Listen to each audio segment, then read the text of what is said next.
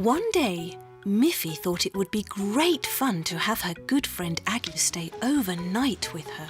So she asked her mother, "Can I please invite Aggie to stay with me tonight?" "That would be very nice," said Miffy's mother. "I will phone Aggie's mother to ask if that is okay." That afternoon the doorbell rang, and there stood Aggie with her little suitcase. "I've brought a little present for Miffy," said Aggie. "It's a drawing I made myself." Miffy was so pleased with Aggie's drawing that she went straight to her room and hung it on the wall. "It's beautiful," said Miffy. Aggie began to unpack her suitcase. She had brought her nightdress, her toothbrush, a little picture book, and of course her own little teddy bear. "What a surprise!" said Miffy. "It's almost the same as my teddy bear. Look!"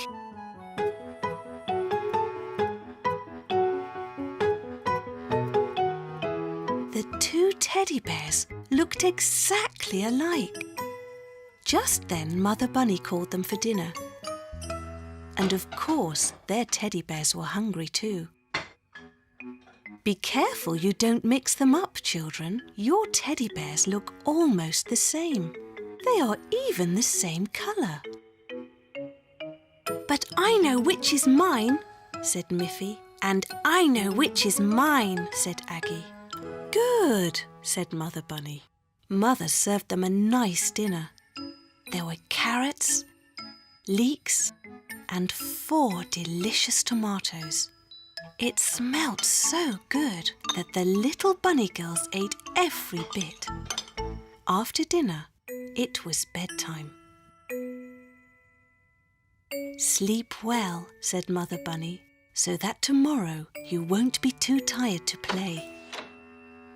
Miffy was feeling sleepy, but Aggie was not. "I can hear strange noises," she said. "That's the wind blowing through the trees," said Miffy. "That's normal." "It's so dark in here," said Aggie. "I can open the door a little," said Miffy.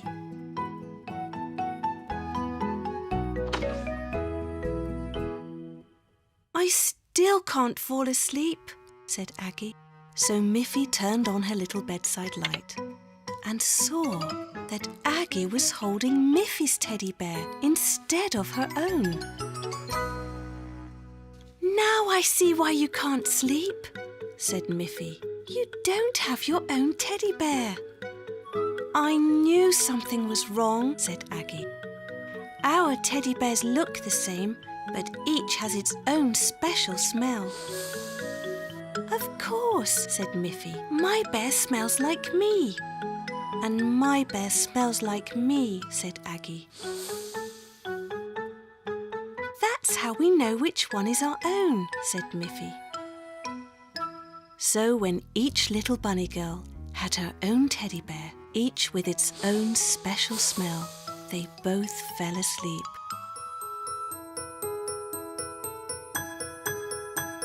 And had beautiful teddy bear dreams until the morning. One day, a letter arrived from Auntie Alice. Miffy's mother opened it and read that Auntie Alice was going to have a costume party for all of her young friends. "Miffy is invited and she must be sure to come in a disguise," read Mother Bunny. "Oh, what fun!" said Miffy. "What is a disguise?" "It means you have to wear a mask, so you will look like someone else," said Miffy's mother. "Now, who could you pretend to be?" In the meantime, Poppy Pig got an invitation.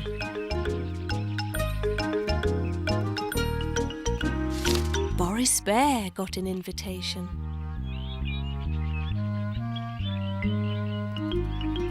Barbara Bear also got one. Even Snuffy was invited. Auntie Alice had asked all of them to her costume party. On the day of the party, it was very funny. Auntie Alice couldn't be sure who was coming through her front door. Miffy arrived wearing a Poppy Pig mask. Poppy Pig arrived wearing a Barbara Bear mask. Barbara Bear arrived disguised as Auntie Alice. Auntie Alice herself was disguised as Boris Bear. Boris Bear arrived wearing a Snuffy mask. And Snuffy arrived wearing a Miffy mask. "What wonderful disguises we all have," said Auntie Alice. Now, before we have some ice cream and cake, we must try to guess who everyone really is. Whoever guesses all the right names will win a special prize. They all looked at each other very carefully. Who is behind this mask? Who could this be? Who is this? And who is this? The disguises were so perfect that no one could guess. Then they all shouted at once to Auntie Alice. "We know who you are! You are really Auntie Alice! We can tell by your white apron!" Then they all took off their masks.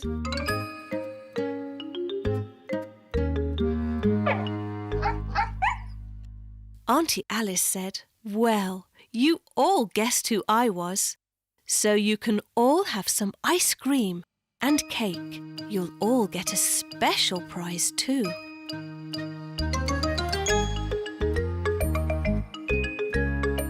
They all enjoyed their ice cream and cake.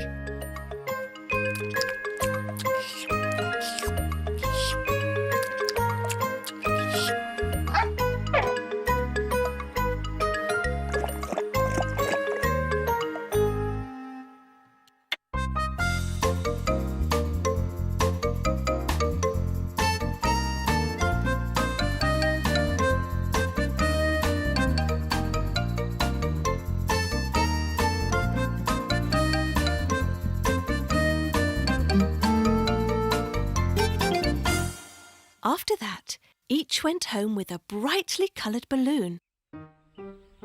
And Miffy thought, what a wonderful party that was.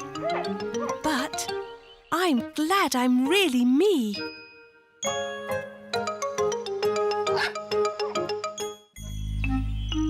Miffy was about to go on a great new adventure. "Goodbye, Mother," said Miffy, as she set off for a camping trip with her forest friends Boris and Barbara Bear.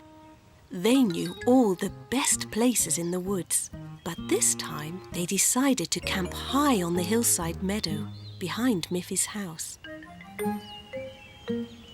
They had to climb up and up, and their backpacks were very heavy. But Miffy was a strong little bunny, and she was able to keep up with Boris and Barbara. At the top of the hill, the countryside looked so beautiful. It was springtime, and the meadows were full of lovely flowers. Birds and butterflies filled the air all around them.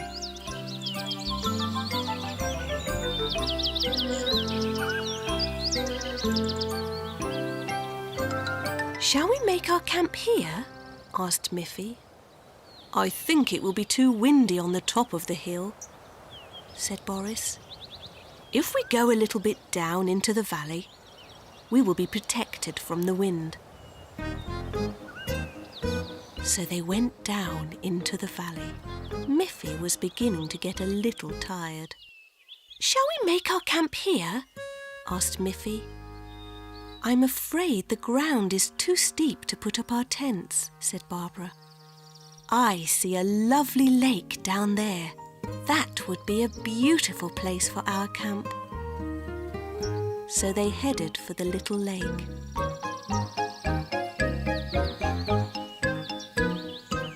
"We shall make our camp here," shouted Miffy happily. It was indeed a beautiful place, and Miffy was now quite tired.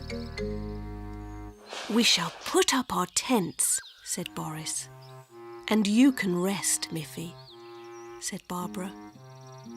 "I won't rest while you work," said Miffy. "I will go to the lake and get some water." "I'll come with you," said Barbara.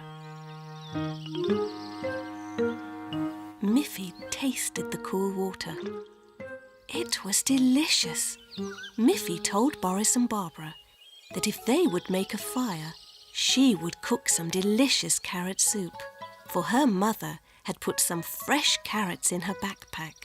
Boris said, "That's a good idea. I brought some firewood in my backpack." And Barbara said, "I brought a pan and some bowls and spoons in my backpack." Soon it began to grow dark. They all enjoyed the delicious carrot soup by the light of the campfire. After dinner, they were all very sleepy.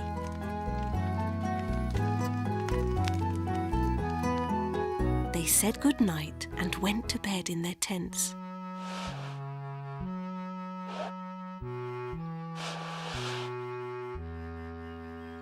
The sound of birds and the first rays of the morning sun awakened them. "Good morning." "Good morning, Barbara," called Miffy. "Morning," said Boris sleepily. They packed up their tents and carefully cleaned the camp fireplace. They drank some fresh water and happily made their way home over the lovely hills. "Camping is such great fun," said Miffy to Boris and Barbara. "Let's do it again soon."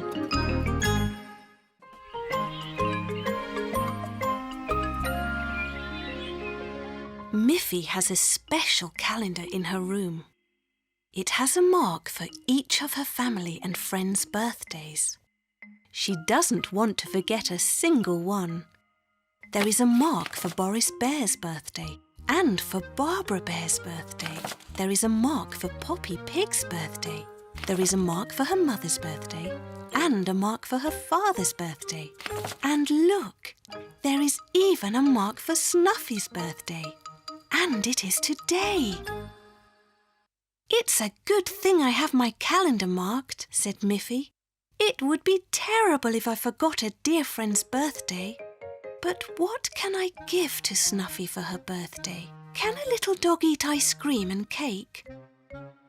I don't think so." So Miffy went to her mother for help. "Mother, today is Snuffy's birthday," she said. "What shall I give her?" "Well," said Miffy's mother, "dogs love to play with toys. Why don't you give Snuffy one of your old toys? You have so many." So Miffy went to her room and looked at all her wonderful toys.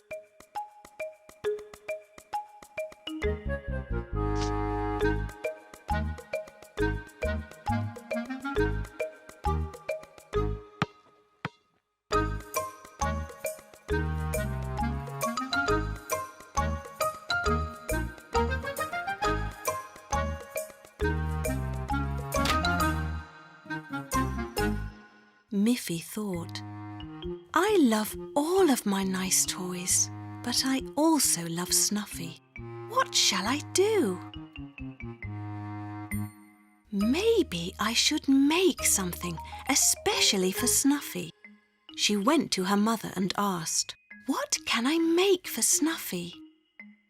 "I have a pretty bowl," said Mother Bunny. "You can paint Snuffy's picture on it, and it will be a wonderful bowl for her water." Mother Bunny looked under the kitchen sink, and there it was. "What a good idea," said Miffy. "I will use my paint box to make it beautiful, and I will paint Snuffy's picture on it.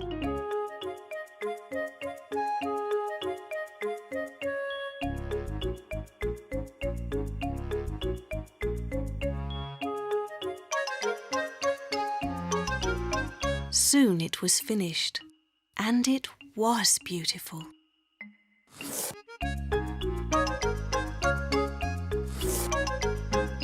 Miffy ran outside and called, "Snuffy!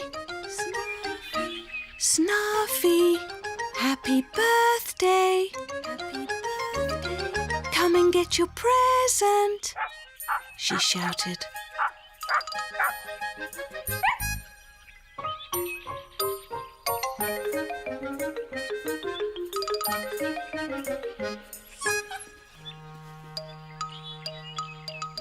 When Snuffy saw the beautiful little bowl with her picture on it, she wagged her tail and jumped for joy. She was so happy to have such a lovely birthday present.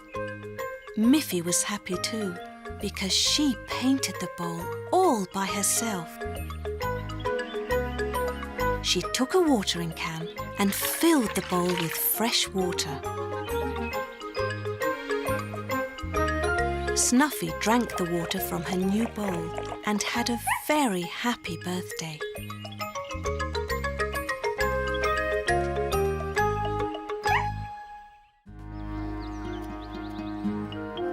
"Miffy!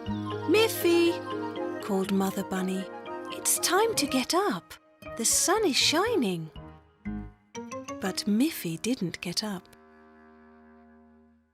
Her mother called again. "Miffy, it's time to get up."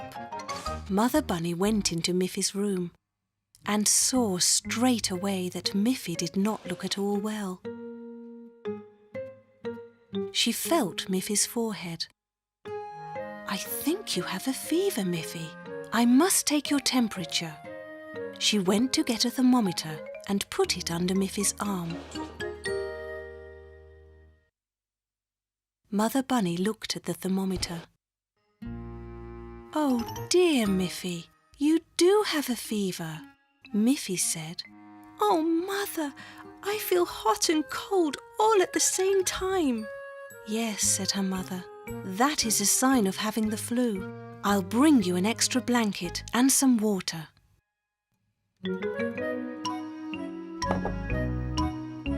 When you have the flu, you must drink a lot.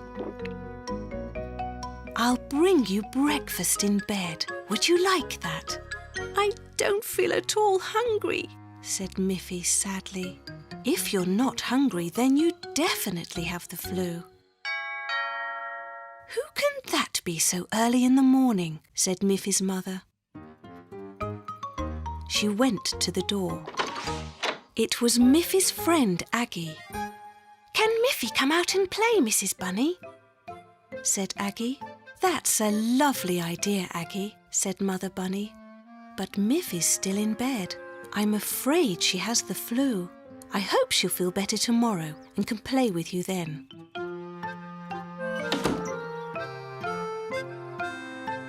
An hour later, the doorbell rang again.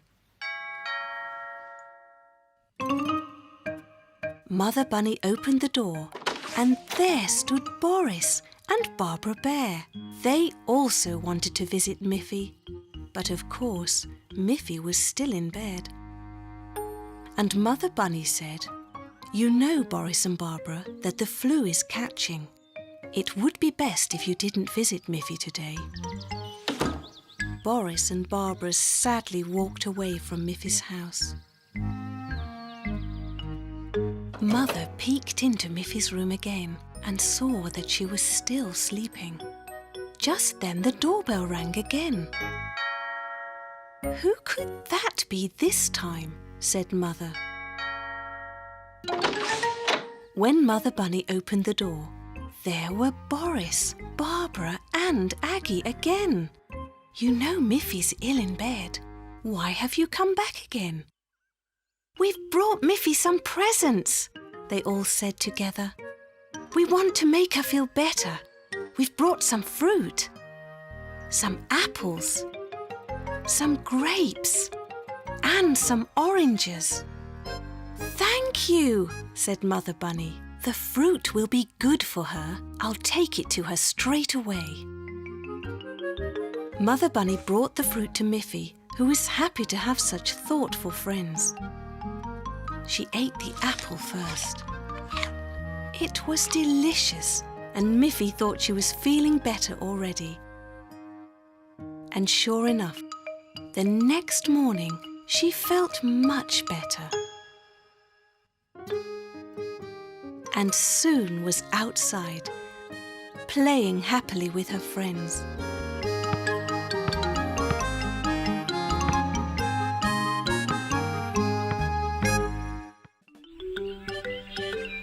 One day, Miffy came home from school.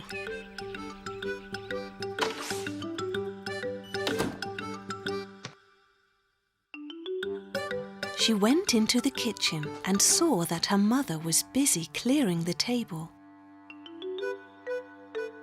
"Hello, Mother," said Miffy. "Hello, Miffy dear.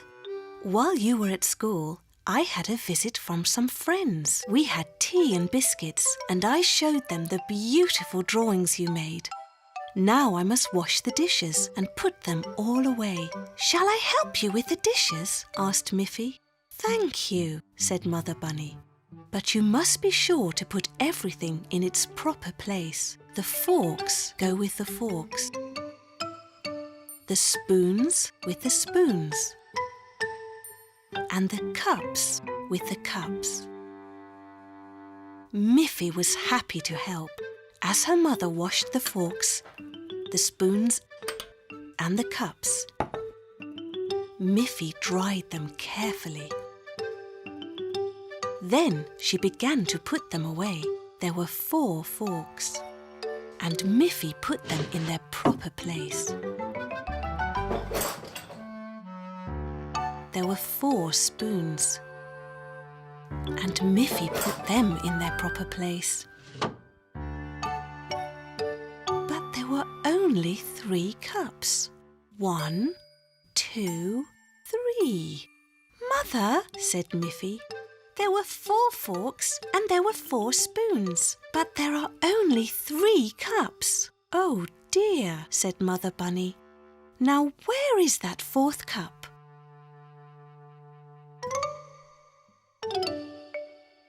"It's not in the sink." "I'll go and look for it," said Miffy. Miffy began to search the entire kitchen. The missing cup wasn't on the oven or in the pot.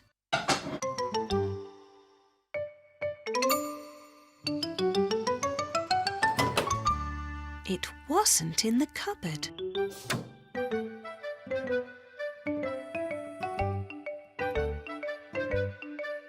The missing cup didn't seem to be anywhere.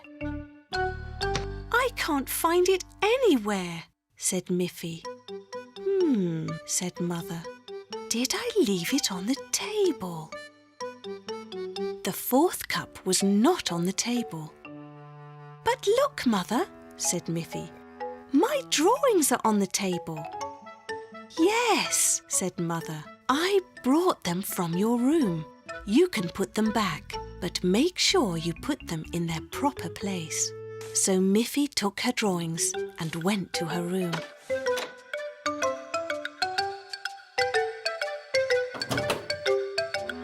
She put her drawings on the shelf where she kept all of her things.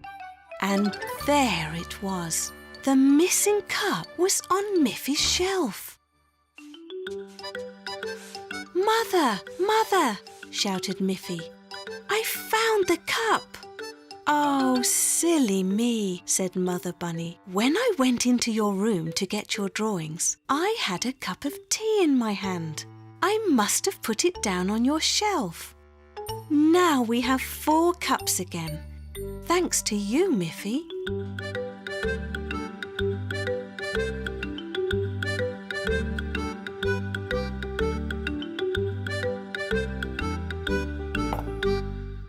One, 2, 3, 4.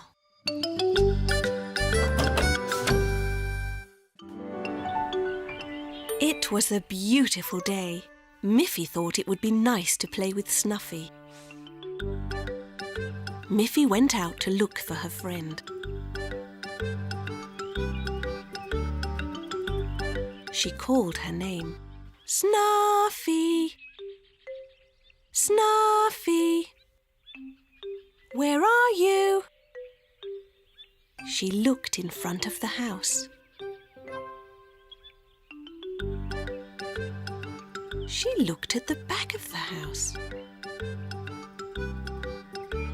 She looked behind the tree. But Snuffy was not there. She called her name louder and louder. Snuffy! Snuffy! Where are you? Then suddenly, from behind the hill, she saw something moving. Yes, it was Snuffy. Oh, I'm so glad that you heard me, said Miffy. I thought I couldn't find you, but now you're here and we can play together. Would you like that? Snuffy wagged her tail and flapped her ears. Of course she wanted to play with Miffy. You must be hungry and thirsty, said Miffy. First I will get you something to eat and drink. Miffy went into the house and came back with a bowl of biscuits and a bowl of water, one in each hand. Snuffy was so impatient, she jumped up and down and made Miffy drop the bowl of biscuits. They rolled all over the ground. Now, Snuffy, said Miffy, you must learn to be patient. Now all of your biscuits have spilt onto the floor. No, Snuffy, said Miffy. You mustn't eat biscuits from the ground. Miffy was not really angry with Snuffy, but she wanted her to learn a lesson. Snuffy looked very sad. Don't be sad, Snuffy, said Miffy. There are still some more biscuits in the kitchen. Now, sit quietly and wait while I bring them.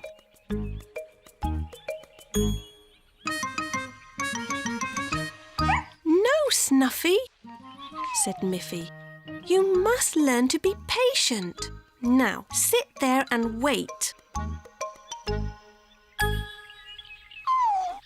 Snuffy decided to follow Miffy into the house.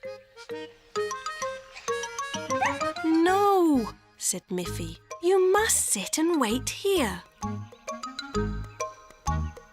When Miffy returned with a new bowl of biscuits, Snuffy jumped up again and barked with joy. No, said Miffy. This time you must sit and be patient. Snuffy sat and waited patiently, and then Miffy gave her the new bowl of biscuits to enjoy.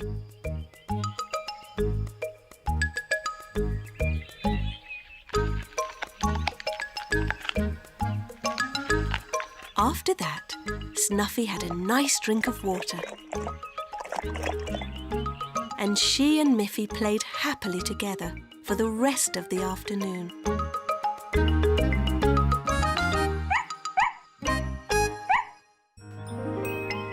It was Miffy's birthday, and her mother had baked a beautiful chocolate cake. She had set the table with party hats and colourful napkins, and had hung the birthday decorations all around their little house.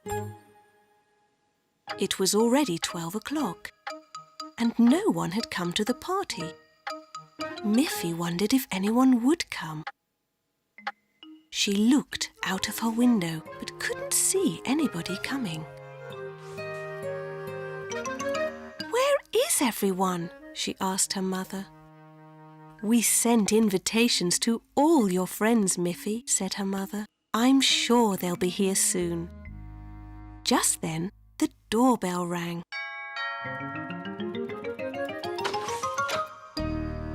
there was Miffy's friend Aggie. She was carrying a beautifully wrapped present for Miffy. "Oh, hello, Aggie," said Miffy. "You're the first to arrive. What a lovely-looking present. I wonder what it is." "You must wait until everyone is here, Miffy," said Aggie, "and then you can open all your presents." Just then, the doorbell rang again. There were all the rest of Miffy's friends. There was Poppy Pig, Grunty, Boris Bear, and Barbara. They were all carrying mysterious presents.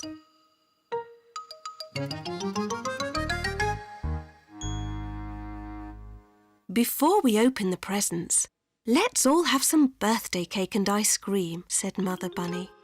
They all agreed. Miffy was wondering what was in all those pretty packages. As soon as they had finished the sweets, the cake, and the ice cream, Aggie said, "Now you can open my present first." Miffy quickly opened her present.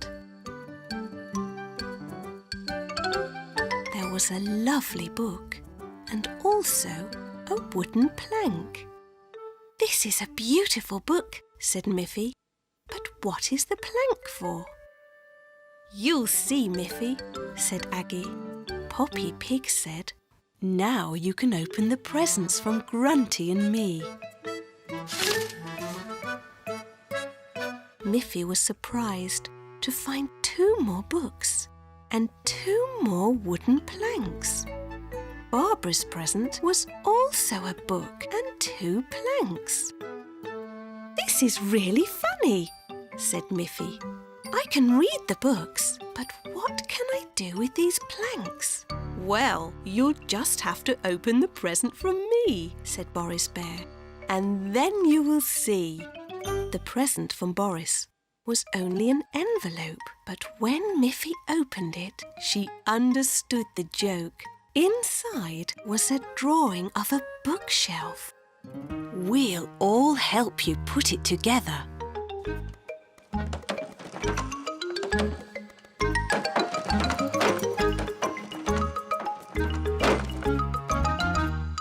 Soon Miffy had a beautiful bookshelf. All the planks fitted together perfectly. "It's just what I needed," said Miffy happily. "Now I have more space for all my books and toys. Thank you all for the wonderful surprise." Miffy's Auntie Alice was a dancer when she was young.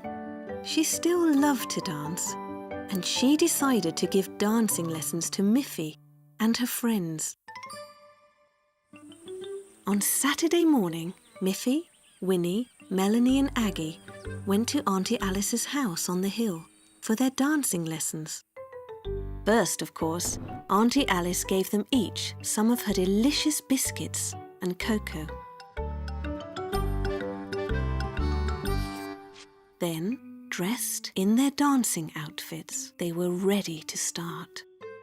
"Dancing looks easy," said Auntie Alice, "but it really is hard work. You must work hard to learn the proper dance steps. First, I will show you what to do."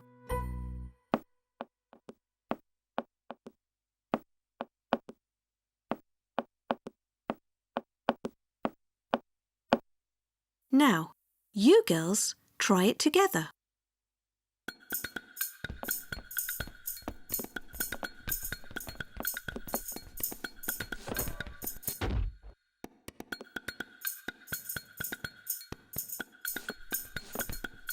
It was so difficult.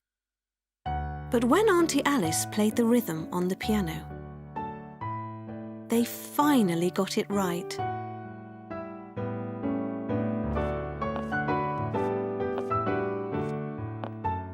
Good! Now I'll show you how to twirl round without losing your balance.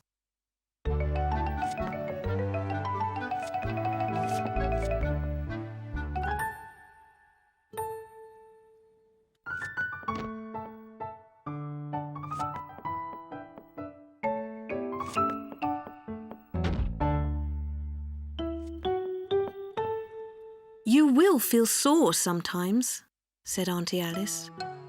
But when you become real dancers, you will feel happy. Every Saturday, up and down and round they went. They jumped and turned and posed, always keeping in time with the piano. It was hard work, but it was great fun. Miffy tried to move and stand gracefully. It made her feel good about herself.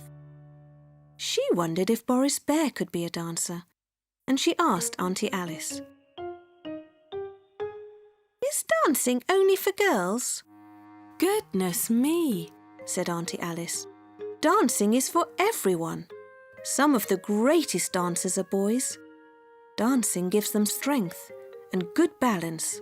"I should ask Boris and Barbara Bear to join our dancing class," said Miffy. "Yes," said Auntie Alice. "If we have a larger group, you can perform dances for your parents. They will enjoy seeing how good you have become." The girl bunnies all worked very hard.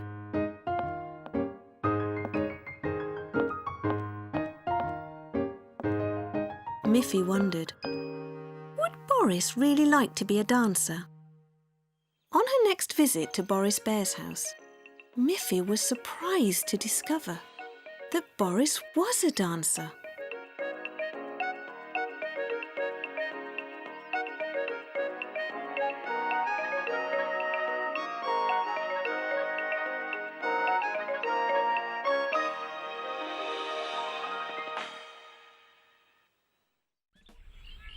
One morning, Miffy received a postcard from her good friend Boris Bear. Boris lived in a wooden house he had built all by himself. It was right in the middle of the forest. The postcard showed a beautiful picture of his house. On the other side, Boris wrote, "Dear Miffy, please come and visit me. I would like you to help me pick blueberries. The forest is full of blueberries at this time of year." Miffy thought that would be a fun thing to do. So she asked Mother Bunny if she could visit Boris and pick some blueberries. "Yes, but you must be very careful. Stay on the forest path so you won't get lost." "Oh, don't worry, Mother. I know the way." Her mother said, "I'll pack a basket of sandwiches so you and Boris can have a nice picnic to go with the blueberries you pick." "Be careful," Miffy's mother said again as she waved goodbye to Miffy. Miffy walked into the forest.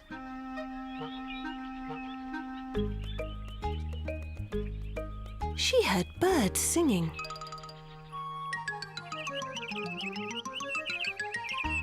She smelt lovely flowers.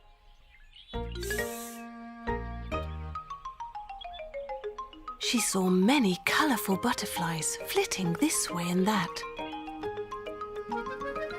The forest was full of wonderful things to see, smell, and hear. She looked to the right. She looked to the left. She looked up. She looked all around. Suddenly, she looked straight ahead, and there was Boris's house. Boris came out to greet her. "Hello, Miffy. I'm so happy you could come. There are so many delicious blueberries to pick in the forest."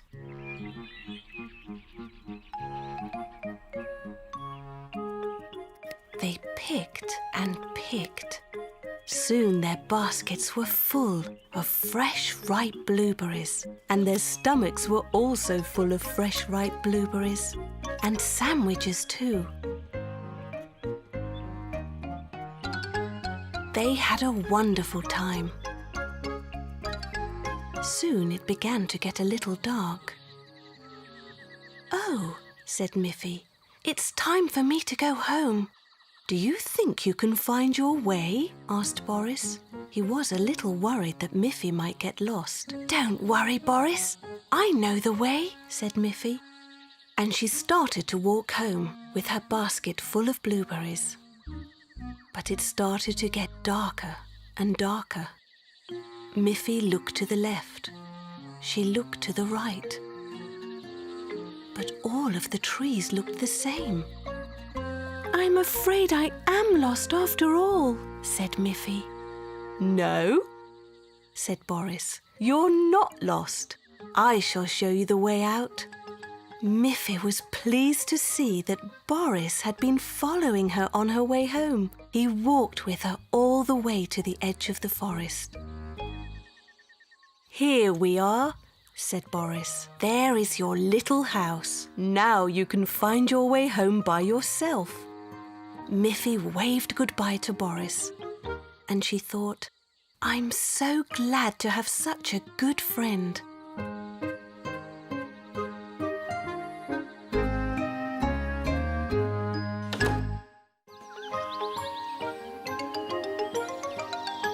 One morning, when the sun came up, Miffy woke up feeling very hungry. "I would love to have some nice fresh carrots for breakfast," she said.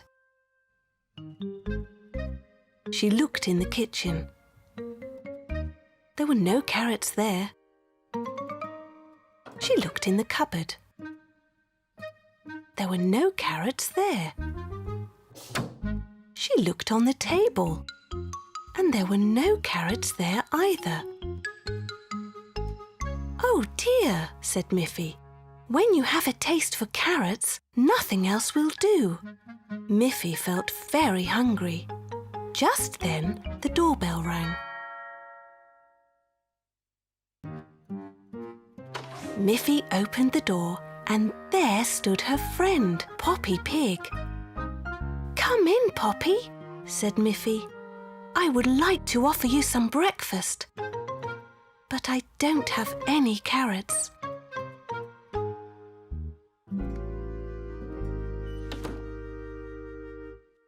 "Dear me," said Poppy Pig. "Did you look everywhere?" "Yes," answered Miffy. "I looked in the kitchen. I looked in the cupboard. I looked on the table." "But," said Poppy, "did you look in the cooking pot on the stove?" "Oh no," said Miffy. "I forgot to look in the pot." They both hurried to look in the pot. But the pot was empty. What a disappointment! "Now I'm hungry too," said Poppy Pig. "I know what we can do. We'll walk to my house. I have some lovely carrots growing in my garden." "But I walked past your garden yesterday, Poppy, and I didn't see any carrots there." Poppy laughed. "Let's go to my garden and I will show you some." Miffy wondered how that could be. Do carrots grow in just one day? And together they walked towards Poppy's house. Miffy was very puzzled. When they arrived at Poppy's garden, Miffy looked and looked, but could not see a single carrot. "But there are no carrots here," said Miffy, who was very disappointed and still very hungry. "I knew they couldn't really grow in one day." "Of course not," said Poppy. "But there are carrots here, Miffy. You just can't see them." She reached down and pulled a lovely carrot out of the ground. "Aha!" said Miffy. "Carrots grow under the ground. That's why I couldn't see them." "Please, Miffy, take as many as you like," said Poppy.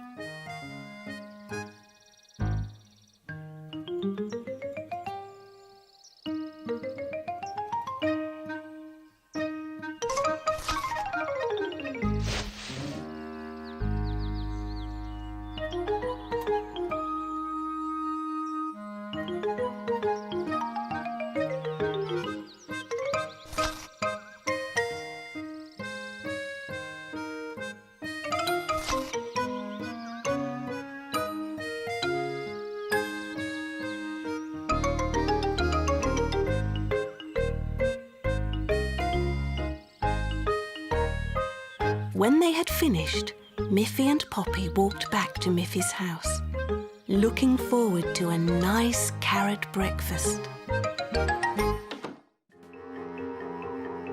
Miffy was looking out of her window on a stormy day. The wind was blowing, leaves were flying through the air and falling on the ground.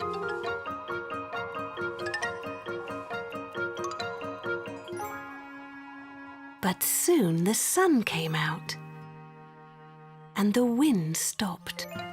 Once again, it was a fine, bright day.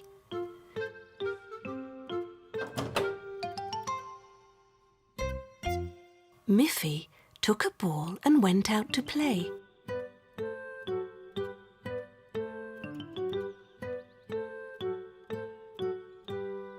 Miffy threw the ball high in the air. It fell to the ground and rolled next to a tree. Miffy ran to pick it up. And what do you think she saw? It was a baby bird. The storm had blown it out of its nest, and it was too young to fly. "Oh dear," said Miffy. "This poor little baby bird needs help, but what should I do?" Miffy took the bird into her house and showed it to her mother. "How can I help this poor baby bird? I think the storm blew it out of its nest. It must be hurt." Mother Bunny looked at the baby bird.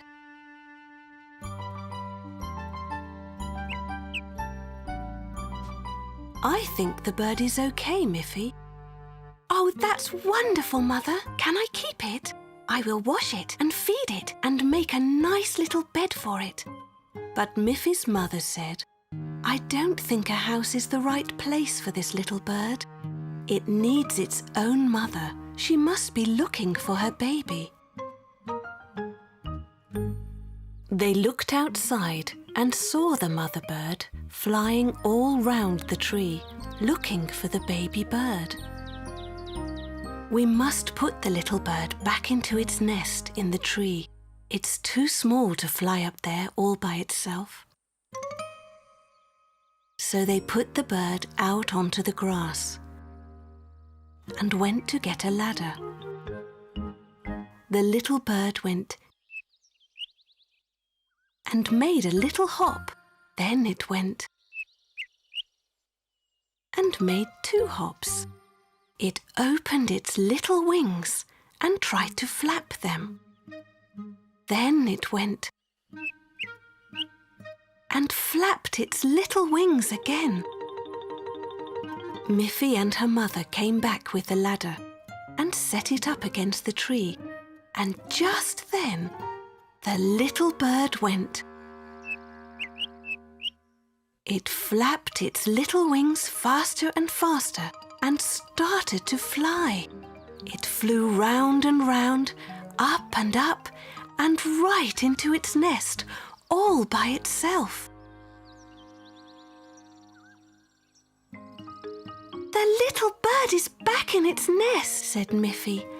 "Look! Its mother is flying home, and her baby is safe and sound." Miffy and her mother carried the ladder back inside. And Mother Bird was happy to have her baby home again.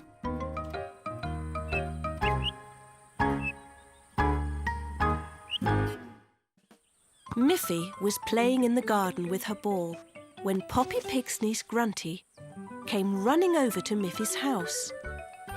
"Miffy! Miffy!" shouted Grunty. "Let's play hide and seek." "That's a great game, Grunty," said Miffy.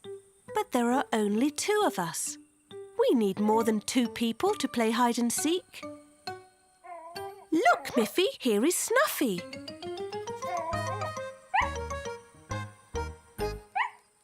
"Let's go and get Boris and Barbara Bear. Then there will be 4 of us. and Snuffy will be able to watch us play hide and seek. They all went off to the forest. Soon they arrived at Boris and Barbara Bear's beautiful wooden house. Hello, Boris. Hello, Barbara. After you finish your work, would you like to play hide and seek with us? Yes, said Boris. We would love to play hide and seek with you. We have finished cutting the logs now, so we can play. Let's start. Who will be the seeker? No, Snuffy, said Miffy. That wouldn't be fair. You could sniff around and find us too easily. You can have fun just watching us play. I'll be the first seeker, and everyone else can hide. Miffy turned her back and slowly began counting to 10. 1, 2, 3, 4, 5, 6, 7, 8, 9, 10. Miffy opened her eyes and shouted, "Here I come! Ready or not!" Miffy began to search the forest. Meanwhile, Snuffy ran up to a tree and began to bark. Boris came out from behind the tree. "That's not fair, Snuffy. Miffy is supposed to find us." Then Barbara and Grunty came out from behind the trees where they were hiding. "Now we have to start all over again," they said. "Yes," said Miffy. "You're not supposed to be the seeker, Snuffy. You're not supposed to bark. You must stay quiet and let me look for everyone who is hiding." Once more, Miffy turned her back and closed her eyes, while Boris, Barbara and Grunty all ran off to hide. This time, Snuffy was very quiet. "Here I come, ready or not!" shouted Miffy. She began to look behind every tree. "I see you, Boris." "I see you, Grunty." Wherever she looked, Miffy could not find Barbara. Where was she? "I'm worried that Barbara may be lost," said Miffy. "I've looked behind every tree. Now you can bark, Snuffy. Help us find Barbara." Snuffy ran straight to one tree and began to bark loudly. But Barbara wasn't there. Snuffy carried on barking. They all looked up. Sure enough, there was Barbara on a branch way up in the tree. "What a great place to hide," said Miffy.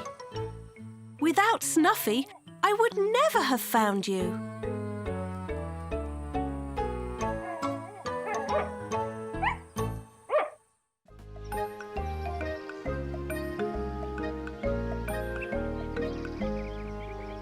In Miffy's schoolroom, there was a plain white wall. Miffy raised her hand and asked her teacher, "Wouldn't it be nice if we could decorate the wall with some pretty paintings? We can make some pictures and put them up on the white wall." "That's a great idea, Miffy," said her teacher. The teacher handed out paper, pencils and paints. Soon everybody was busy drawing. Miffy drew a lovely flower. Melanie made some drawings of seashells. Aggie drew a fish. Winnie drew a boat with flags on it. Miffy used yellow paint for her flower and green paint for the stem and leaves. Aggie painted her fish with blue and yellow stripes. Winnie coloured her boat blue. She painted the flags red, yellow and blue. "I don't know what to draw next, said Melanie when her picture was finished. Neither do I, said Winnie. But we need lots more pictures to cover the wall, said Miffy. Come on, children, said their teacher. It's a lovely day outside. Bring your drawing things and let's go outdoors. You will find many things to draw if you look around. Soon the children were looking all over the playground. Miffy found some more colourful flowers to draw. Melanie drew a picture of a tiny red butterfly. And Winnie made a drawing of a very large tree. There were many different things to draw outside.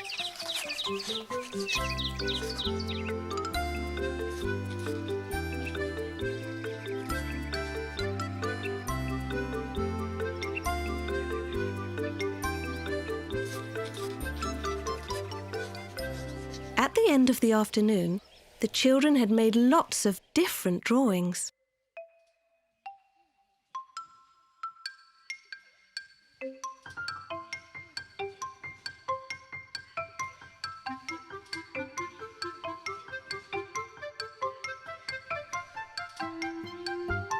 The teacher was very happy with all the new pictures for the wall.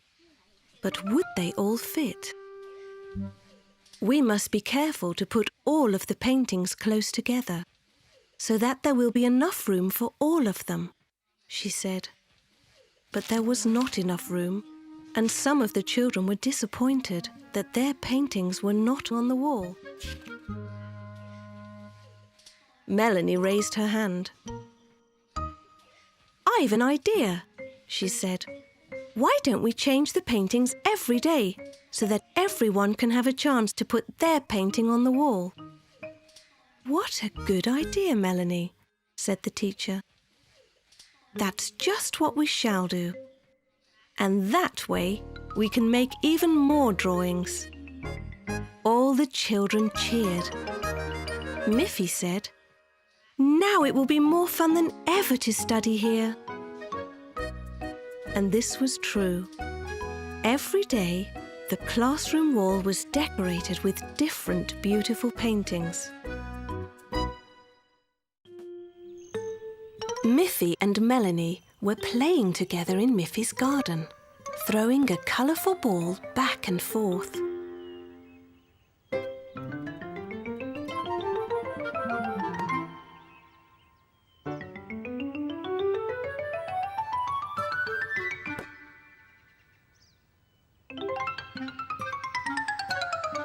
Melanie threw the ball high into the air,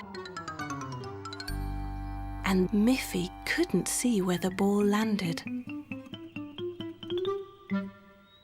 As she looked for the ball behind a tree, she discovered something else.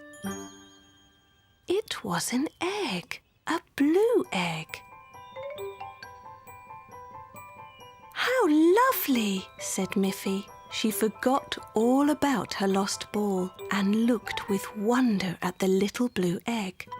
"What do you think is inside it, Melanie?" she said. Just then Poppy Pig came by. "I see you have a blue egg," said Poppy. "Do you think you get blue carrots from blue eggs?" "I don't think so. Carrots don't come from eggs." Melanie said, "My granny says that blue eggs have blue socks inside of them." "I don't think so. You buy socks in a shop. Eggs come from birds. There must be a bird's nest in one of these trees." Melanie looked up and saw a bird's nest with a big red bird sitting in it. Miffy wondered, can a blue egg come from a red bird? Poppy said, "I'm pink and my mother and father are also pink." Melanie said, "I'm brown and my mother and father are brown too." Miffy said, "Maybe with eggs it's different. We know that yellow chicks come out of white or brown eggs." Poppy Pig lifted Miffy high enough so that she could put the blue egg back in the nest and under the red bird. The mother bird nestled over the blue egg and sang a happy song. Poppy found the lost ball. They all had great fun playing with the ball together.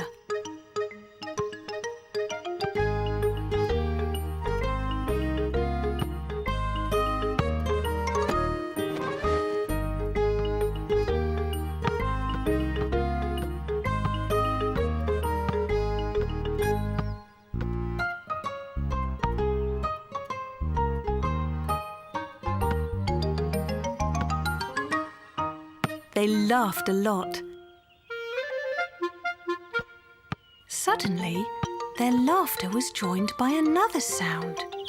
It was the cheeping of a baby bird. There it was, a tiny red bird in the nest. Miffy realised that a colour on the outside doesn't tell you what's inside.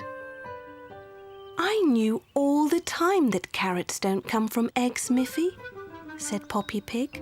I was just making a joke about the blue carrots. Me too, said Melanie. Of course I know that socks don't come from eggs. Now we know that red birds can come from blue eggs, said Miffy. How wonderful!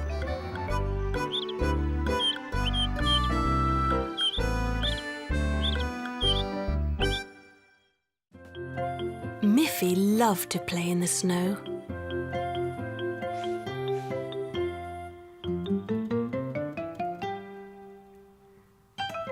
She loved to ride her sledge down the snowy hills. She loved to slide over the snow on her skis. She loved to lie in the snow and move her arms to make snow angels. What she liked best of all was to make big snow bunnies. It was a hard job, and she needed help to make them. Who do you think came along to help her? It was Snuffy the dog. Snuffy loved to run and jump in the snow, and when she saw Miffy trying so hard to push and roll a big snowball, she ran up and helped her. They pushed and pushed together. As the snowball rolled along, it picked up more and more snow. It got bigger and bigger. That's big enough for the snow bunny's body, said Miffy. Now we can roll a smaller snowball for the snow bunny's head. Miffy made a little snowball with her hands. Snuffy was able to push it along with her nose. But when it got bigger, Miffy joined in the pushing until it was big enough to be the snow bunny's head. Now we must put it on top of the big snowball, said Miffy. No matter how they tried, they could not lift the heavy snowball. Just then, Miffy's friend Boris Bear arrived. "Hello, Miffy," said Boris. "What are you doing?" "We're trying to make a giant snow bunny," said Miffy, "but its head is too heavy and we can't lift it." "I have an idea, Miffy," said Boris. "I was taking these planks to my workshop, but we can use them to make a ramp to the top of the big snowball." Boris placed the planks against the snow bunny's body. The planks made a perfect ramp right to the top of it. Now they could roll the smaller snowball up the ramp. It was still hard work, but it was not so hard as lifting it would be. There it was! At last! The snow bunny's head was resting right on top of its body. Then Miffy went to find 2 sticks to make the ears. She stuck the 2 sticks into the top of the head. They don't look like bunny's ears, said Miffy. She had an idea. She packed snow firmly around one stick. She packed more snow around the other stick. 2 perfect bunny ears. Snuffy ran off over the snow and returned with 2 rubber balls she often played with. Miffy laughed. She pushed the balls into the snow bunny's head. Now he has eyes, said Miffy. He can see what a wonderful job we did. It was all with your help, Snuffy and Boris. You're such clever friends. Finally, Miffy added a carrot to make the snow bunny's nose. Now the snow bunny was complete.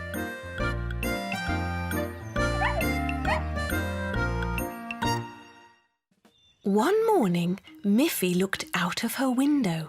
What did she see? A beautiful kite was flying above her house. Miffy looked down the kite string to see who was flying it. Far away, at the other end, Miffy could see Poppy Pig's niece, Grunty. She seemed to be having a lot of fun. Miffy climbed onto her scooter and rode as fast as she could to Poppy Pig's house.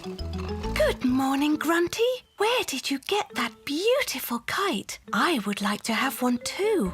It would be such fun.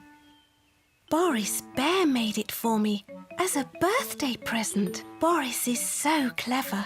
He can make almost anything. Would you like to hold the string, Miffy, so you can see what fun it is to make the kite fly?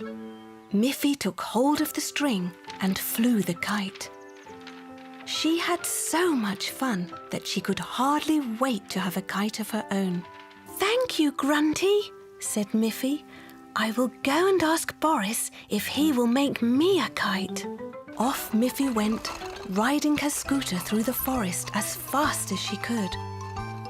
When Miffy got to Boris Bear's house, she asked him if he would make her a kite. Yes, Miffy. I'm happy to make you a kite, but as it's not your birthday, you must help me. But I don't know how to make a kite. Don't worry, Miffy. I'll show you how. We'll build the kite together, step by step. Firstly, Boris took 2 thin pieces of wood, one long and one short. He placed the short piece across the long piece and then held them while Miffy tied them together with a piece of string. Then Boris tied a longer piece of string all around the 4 ends of the wooden pieces. The frame of the kite was ready. Boris took a piece of bright red paper, cut in the shape of the frame. Now we must fold the paper over the cords and glue it, so that it will stay fastened onto the frame. Then the kite must also have a tail. Miffy took some strips of coloured cloth and tied them along another cord. She attached it to the bottom of the kite. It looked beautiful. Now we only have to attach a long piece of string. Then we can go out and fly the kite. Miffy held the string tightly and Boris held up the kite so that it could catch the wind. The kite went up and up. It danced in the sky.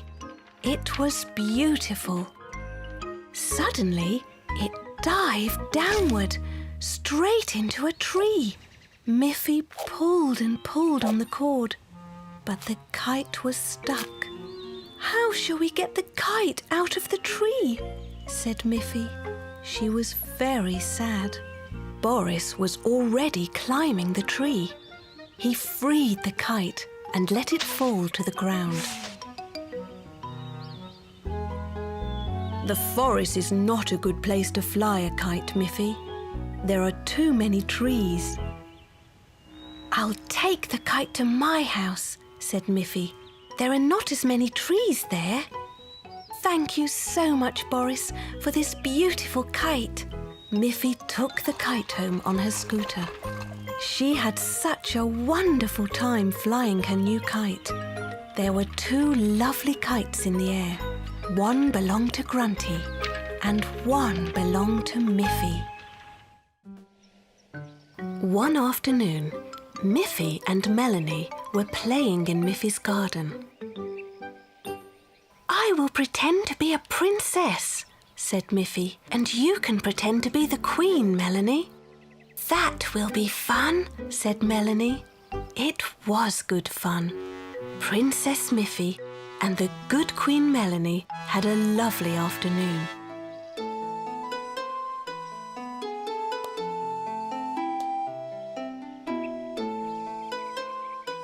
"Melanie! Miffy!" called Mother Bunny out of the window. "Come in now. It's time to go to bed."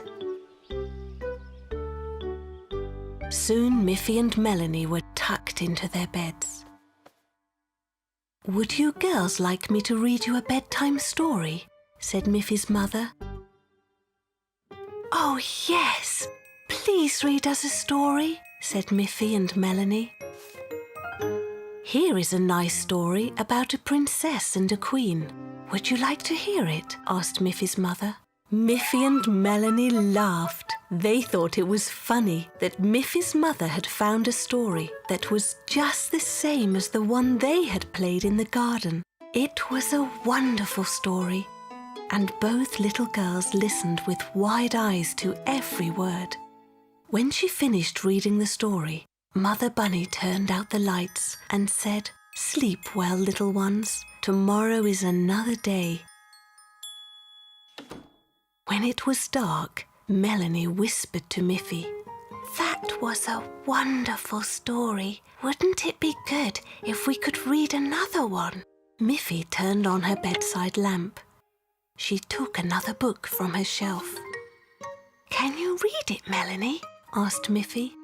"Girls, girls, you're supposed to be sleeping," Mother Bunny said. When the lights were out again, Melanie whispered very softly to Miffy, "I can't read yet, Miffy. I wish I could." "Me too," whispered Miffy. Soon the little girls fell asleep. And before they knew it, it was morning. Wake up, Melanie and Miffy. It's time to get up and go to school.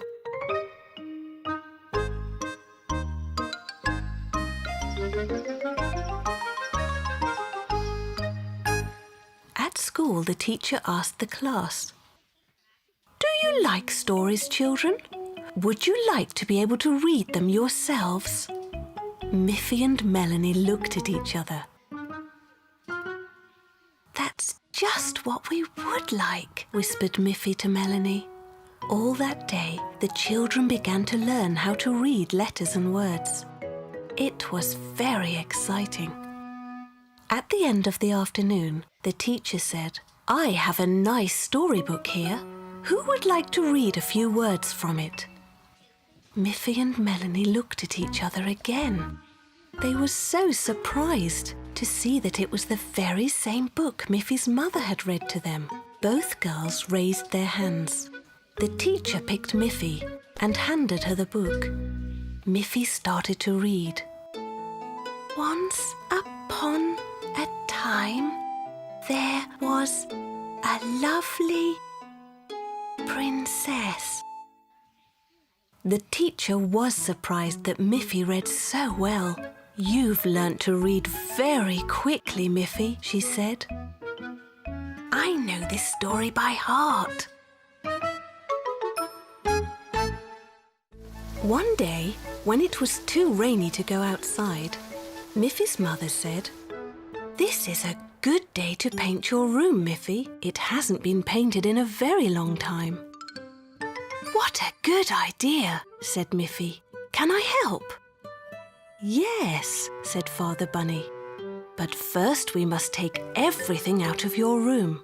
Miffy said, "I have lots of pictures on the wall. I have my cupboard and my bed and my shelf." Can't we just paint around them? That won't do at all, said Miffy's mother. We must take everything out of the room so we can paint the walls evenly. Very well, said Miffy. I will help. First, I will take all of my pictures off the wall.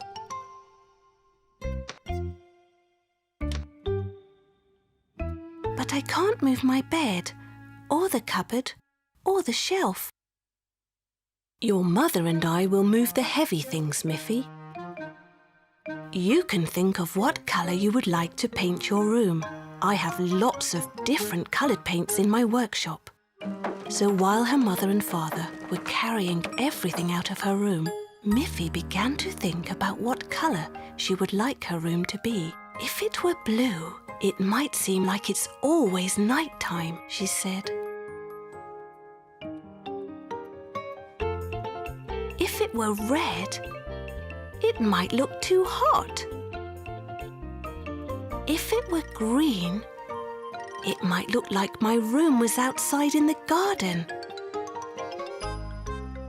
If it were white, it would be the same colour as me and I might feel lost inside it.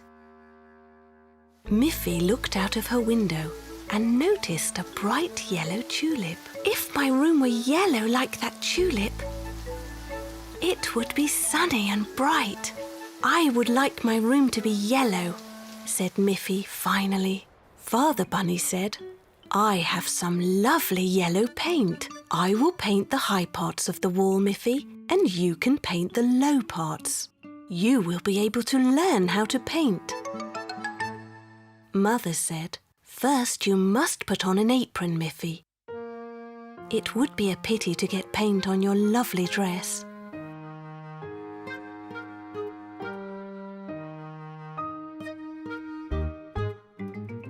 So Miffy put on an apron, and her father very carefully mixed the bright yellow paint. He took a big brush and he gave Miffy a small brush. Then they set to work. Miffy, said Father Bunny, try to paint up and down in the same direction. Like this.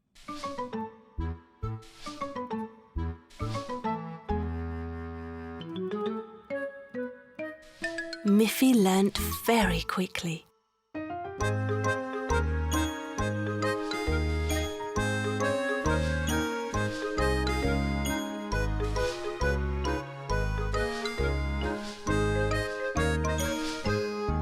Soon the room was a lovely, happy yellow colour.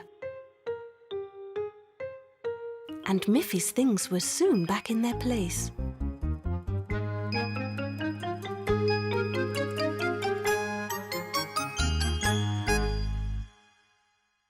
Miffy felt happy too. Her room felt fresh, bright and clean. It's a nice feeling, she said, to have a freshly painted room, and that I helped to do it. Boris and Barbara were thinking about Miffy's birthday. What can we make for her? Asked Barbara. Well, said Boris, spring will soon be here, and I know that Miffy enjoys seeing the baby birds every year. What if I make her a special birdhouse that she can watch each day? Oh, that's a splendid idea, Boris, said Barbara. It should be painted brightly to attract a mother bird. I will make it an exact copy of Miffy's own house, only very small, just the right size for little birds. I have a picture of Miffy's house to guide me. Boris selected some of his best wooden planks, some pieces that would make the walls, a strong piece of wood for the floor, and 2 sturdy pieces for the roof. First he drew a plan that showed the right sizes of wood and how they would all be fitted and nailed together. Then Boris measured a piece of wood with his special ruler and used a pencil to mark where the plank should be cut. He clamped the wood to his workbench so it would be held steady. And then he took out one of his sharp saws. He moved the saw back and forth over the line he had drawn with the pencil. He did this for each piece of wood until every part of the birdhouse was cut to the right size. Next, he used a hammer to fasten all the pieces together. Finally, there was a perfect little house. I will use my drill to make a little hole in the house, just big enough for the mother bird to get in and out. She will collect twigs and grass to make a cosy nest inside. Now it's ready for you to paint it, Barbara, said Boris. Barbara Bear had lots of jars of bright paint and a brush for each colour.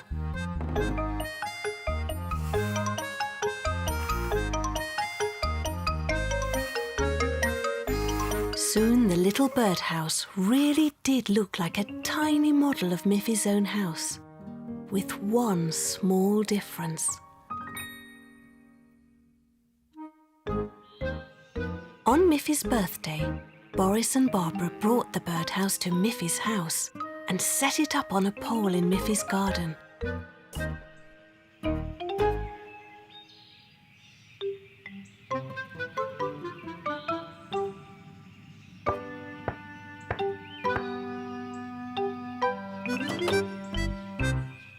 Happy birthday, Miffy, said Boris and Barbara. We have a surprise for you. Come and see. Miffy was delighted with her birdhouse. It looks just like my house, said Miffy. But there's something different. Instead of a door, it has only that little hole in the front. That's a door for birds, said Boris. It's not a bunny door. They all laughed. Oh, how wonderful to have such clever friends, said Miffy. You have made me happy, and your present will also make a mother bird very happy. Now we all have something to be happy about.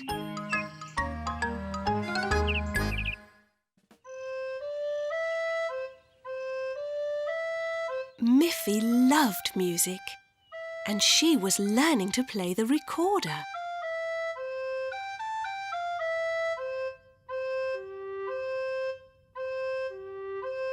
You play that very nicely, Miffy, said Mother Bunny. But that tune needs more players. Miffy said, Yes, I can invite my friend Aggie. She can play the accordion. Yes, said Mother Bunny, and Poppy Pig plays the double bass beautifully.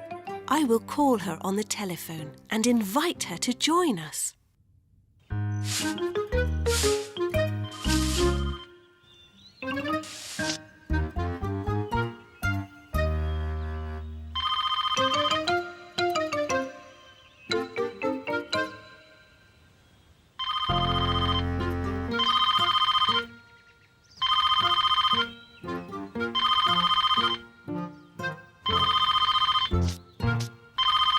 On the telephone, Poppy said, Of course I'll come. I like to play music. Can I bring my little niece, Grunty? She's staying with me this week. She plays the piano.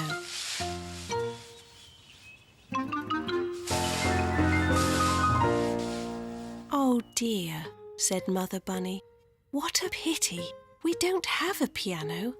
Do bring little Grunty, though. We'll find something for her to play. Soon Aggie arrived, and now they could play a two-part melody.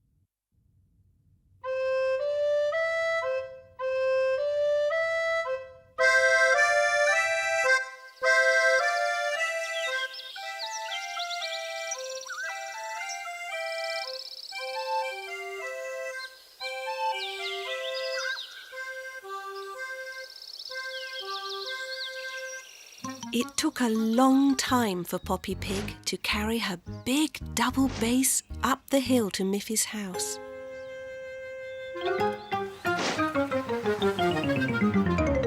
At last, she and Grunty arrived.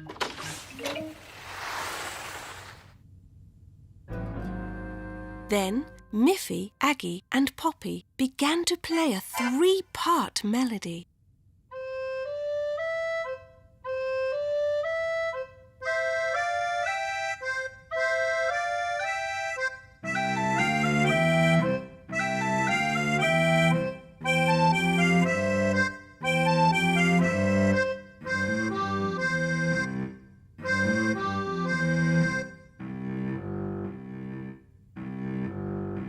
That sounded even better, but little Grunty had nothing to play, and that was no fun for her.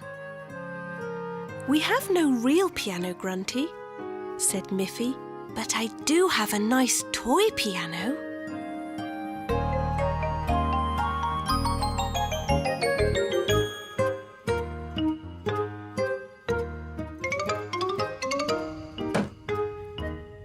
"I'm sure you can make it sound wonderful."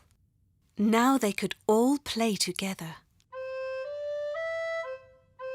How wonderful it sounded!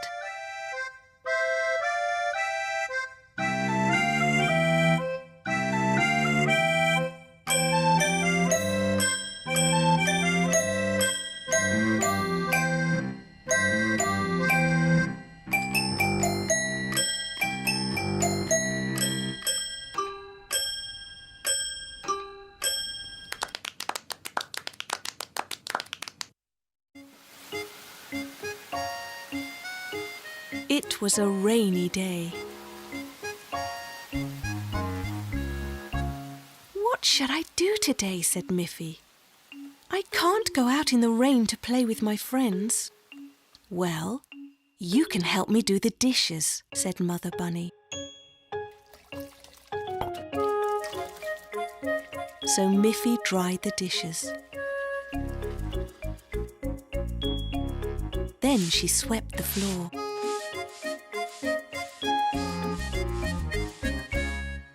"Thank you for your help," said Mother Bunny. Miffy looked out of the window again.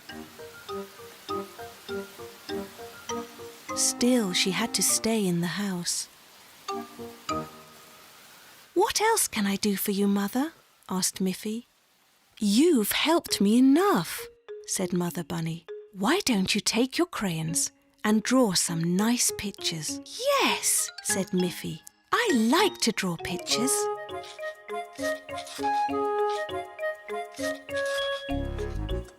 So Miffy drew a picture of her back garden with a blue sky and the sun shining brightly. But when Miffy looked out of her window to her back garden, the sky was not blue and the sun was not shining. It was raining harder than ever. "What should I do now?" she sighed. "What shall I do, Mother?" asked Miffy.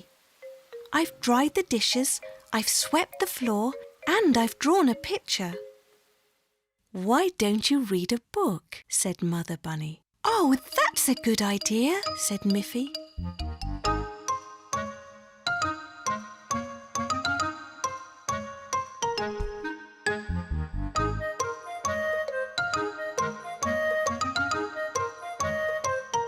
Miffy read a nice story about a sunny day at the beach.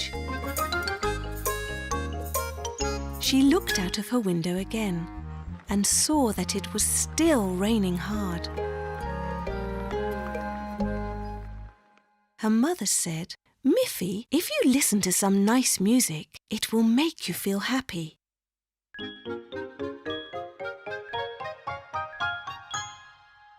So Miffy listened to some music from sunny Spain.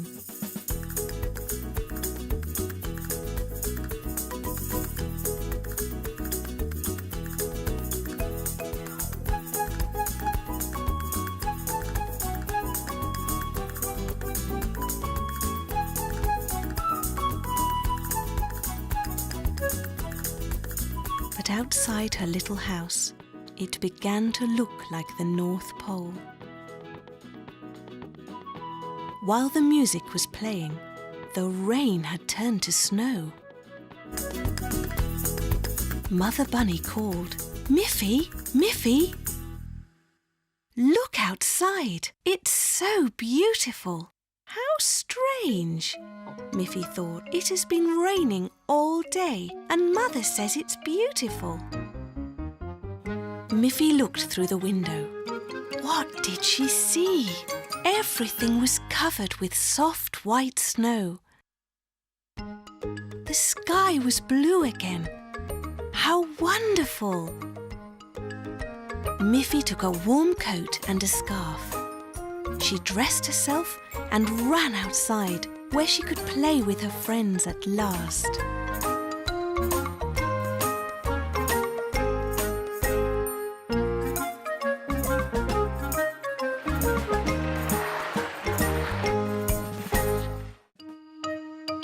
One morning, Miffy heard a strange scratching at her front door.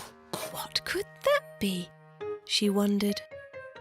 She opened the door and there was a friendly little brown dog. The little dog wagged its tail happily. "What's your name, little dog?" asked Miffy. But the dog only went. Miffy laughed and said, "I think your name is Snuffy. Shall I give you some water? It's hot today. You must be very thirsty."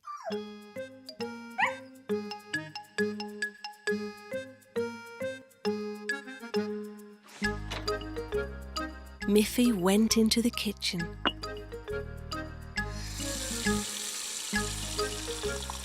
She filled a bowl with cold water.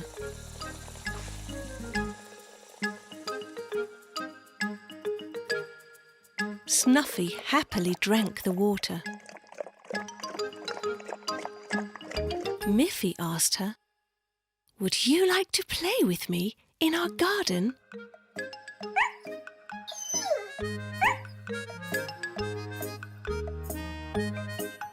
Miffy led Snuffy to the garden.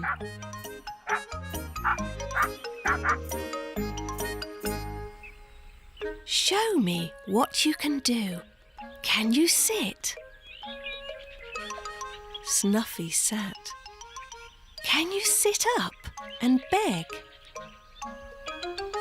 Snuffy sat up. "Can you roll over?" Snuffy rolled over. "What else can you do?" Suddenly, Snuffy pricked up her ears and started running around the house. "What's the matter?" asked Miffy. "Is there something wrong?" Snuffy stopped at the kitchen window and started to bark. Miffy ran up to the window and looked in to see what was the matter. She saw that she had forgotten to turn off the water at the kitchen sink, and it was still running. "What a clever dog you are, Snuffy," said Miffy. "When I went to the kitchen to get water for you to drink, I forgot to turn off the tap." Miffy went quickly into the house.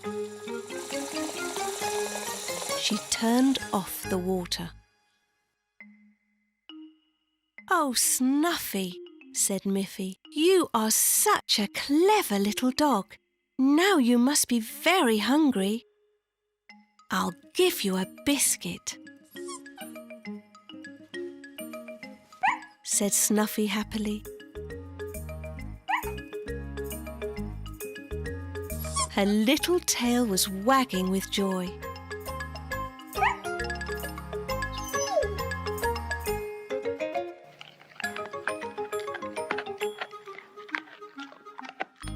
"It was so nice that you came to visit me. You can come to see me any time you like."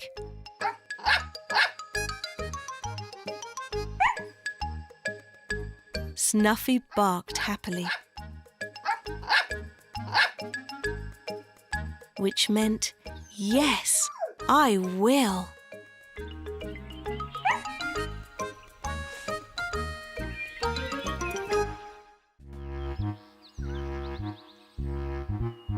One day, Boris Bear was working very hard. He was sawing logs into planks. Just then, Miffy came into the woods to visit.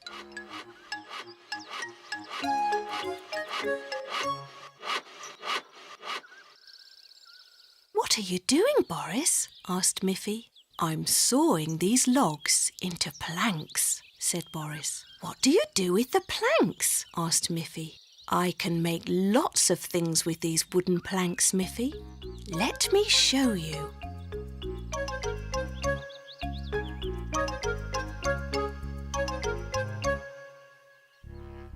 Boris took Miffy into his house to show her what he had made with the planks of wood.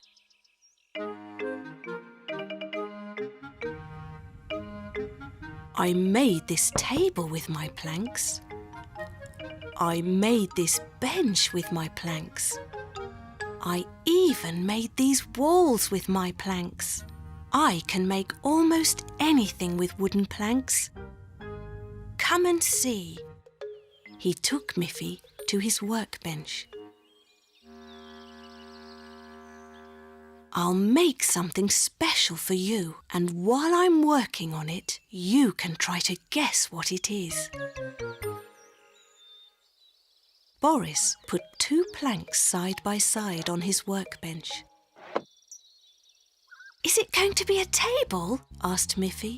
"No," said Boris, "it's not going to be a table." Then he put 2 more planks at the ends. "Oh," said Miffy, "is it going to be a bench when you turn it over?" "No," said Boris, "it won't be a bench." Then he put 2 more planks by the sides. "I know," said Miffy. "Is it going to be a box when you put the top on it?" "No," said Boris. "It doesn't have a top and it won't be a box." Then Boris pounded in nails all around to hold it together.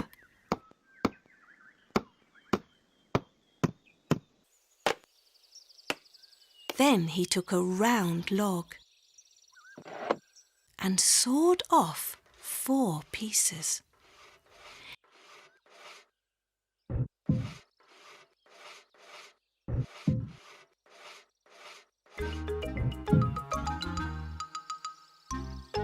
He put the 4 round pieces of wood on the sides. "Now you can see what it will be," said Boris. "I know," shouted Miffy happily. "It will be a little wagon." "You're right," said Boris. "It will be a little wooden wagon, and it's nearly finished." Miffy jumped with joy when she saw it all finished. "What a lovely wagon," she said. "Thank you so much, Boris." "Step into your new wagon, Miffy," said Boris, "and I will pull you home." Miffy carefully sat down in her wagon and rode home in great style.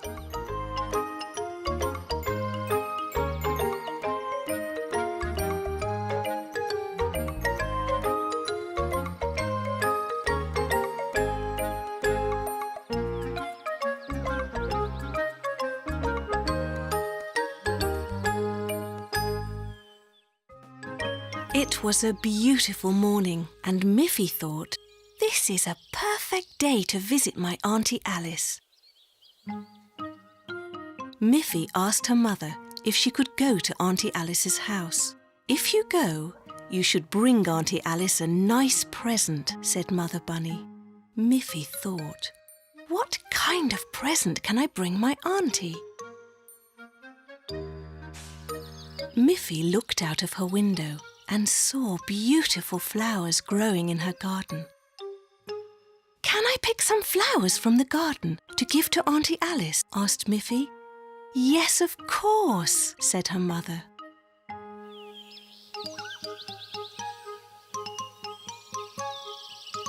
Miffy picked a lovely blue flower, then a yellow flower, and a red flower. "These flowers make a beautiful present," thought Miffy. "I'm sure Auntie Alice will be pleased with these."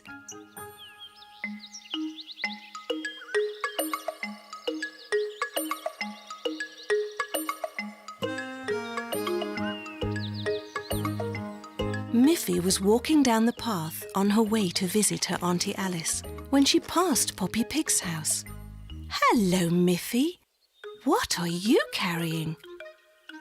"I'm taking some flowers to my Auntie Alice," answered Miffy. "Oh dear," cried Poppy. "Are you hurt?" "I'm okay," cried Miffy, "but my flowers are ruined. I can't visit Auntie Alice without taking her a present." "Don't be sad, Miffy," said Poppy. "I will give you a big bunch of fresh carrots from my garden. Your auntie will love them." "Oh, that's very kind of you, Poppy." "You're my friend, Miffy," said Poppy, "and friends always help each other." So Poppy led Miffy to her garden and pulled out lots of fresh carrots and put them in a basket for Miffy to carry.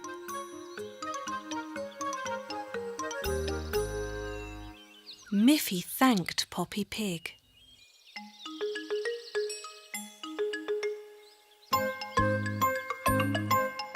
Poppy was a good friend.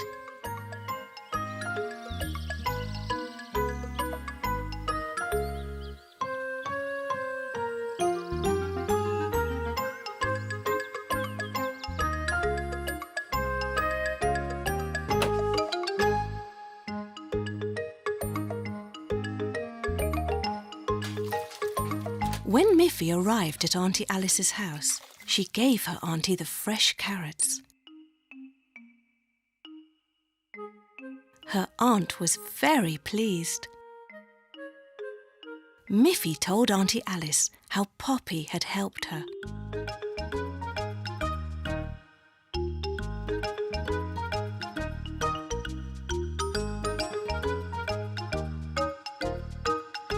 "Miffy," Auntie Alice told her, "you're lucky to have such a good friend. No one can be happy without friends."